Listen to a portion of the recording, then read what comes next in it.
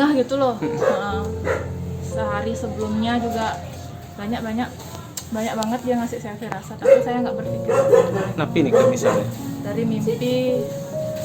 Almarhum bilang sama saya kalau dia mimpi pisah terus sama saya, pisah terus, tapi saya nganggapnya itu cuma cuma tidur. Sampai saya kemana-mana terus diikutin sama almarhum, kemanapun saya pergi dia pasti ikut. Itu aja udah beda dari kebiasaan almarhum.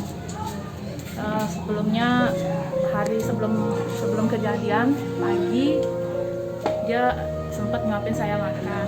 Dia pesen kapan lagi saya bisa nyuapin istri. Itu pesan terakhir almarhum. Saya juga udah punya firasat tapi enggak gitu.